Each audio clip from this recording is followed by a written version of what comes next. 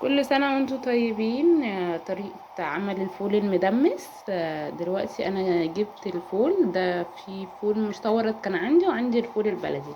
الفول المستورد اللي هو بيبقى غامق سنة، لونه محمر كده. هما نفس الطريقة في التسوية، بس ده يعني بيضيف له حاجات، بس يعني زي معلقة كركم عشان خاطر بس ايه، تفتح لونه، لان هو بيبقى لونه اغمق شوية.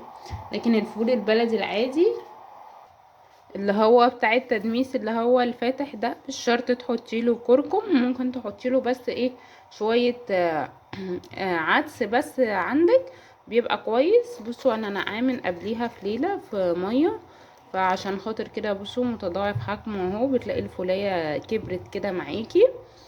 فده اللي هو العادي، لكن البلدي المدمس العادي، لكن الفول اللي هو الاحمر ده مدمس بس مستورد.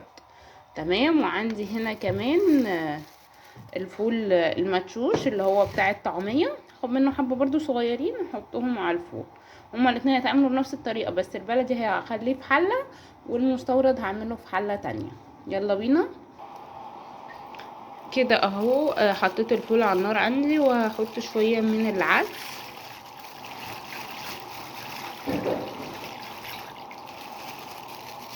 اهو، وشوية من الفول اللي هو المدشوش.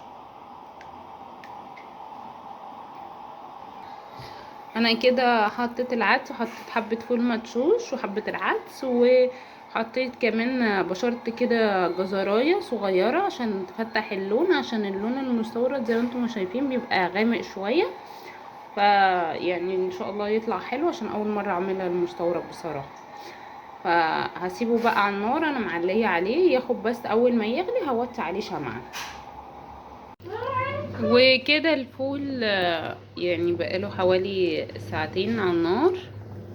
بصوا اهو،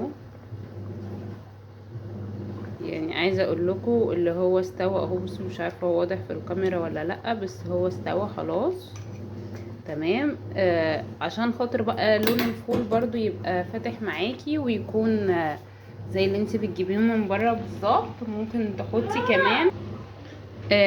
كمان تحطي معلقتين دقيق عليهم، يعني يعتبر كوبايه ميه كده، او كوبايه الا ربع ميه معاه، بحيث اللي هو هيفتحه ويدوله اللون الفاتح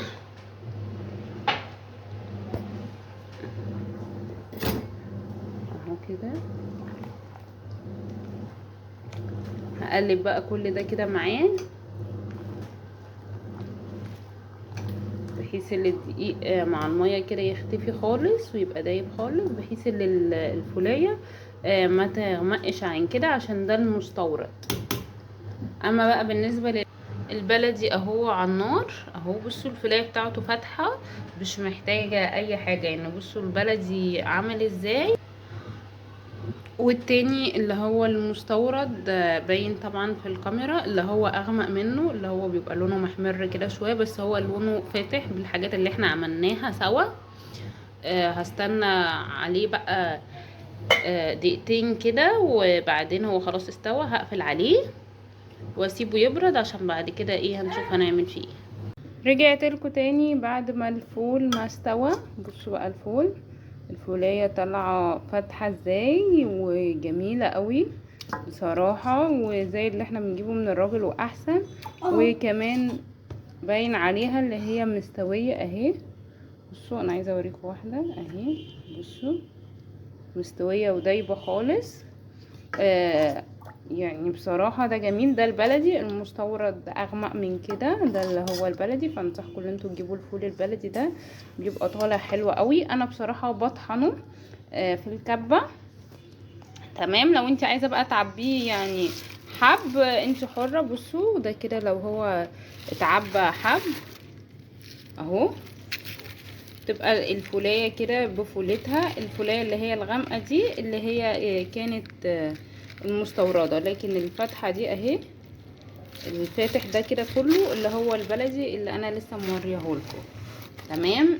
بصوا بقى قولولي انتوا وقيموا، لو جبتوا كيس قد ده كده من عند الراجل هتجيبوه بكام؟ بصوا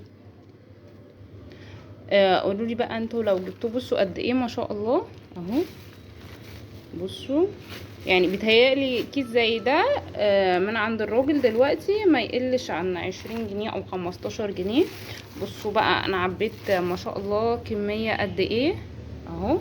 يعني بصوا ده ادي 1 2 3 4، وكمان هنا انا عاملاهم كده عشان ما ياخدوش مساحة مني في الفريزر.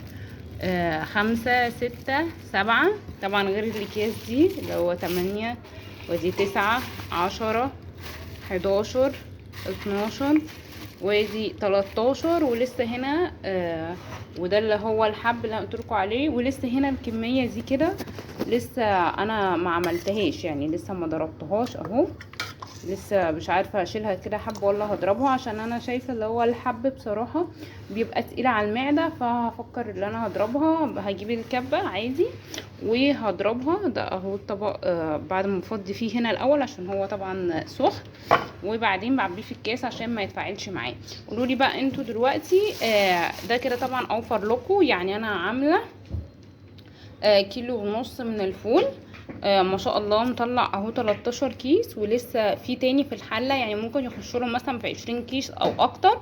يعني لو قلنا الكيس حتى الواحد ب15، شوفوا انتوا هتوفروا قد ايه. قولوا لي بقى ده كده اوفر ولا لا. هو انت مش بتتعبي فيه كتير، زي ما انا قلت لكم الطريقه بتاعته والمقادير بتاعته بسيطه. اتبعيها وهيطلع الموضوع معاكم سهل ان شاء الله. كل سنه وانتم طيبين ورمضان كريم عليكم ان شاء الله. متنسوناش في الاشتراك في القناه وتفعيل الجرس عشان يوصلوك كل جديد. دوسوا اللايك حلو جميل. كان معاكم اسماء سمسام من قناه سمسام في المطبخ. مع السلامه.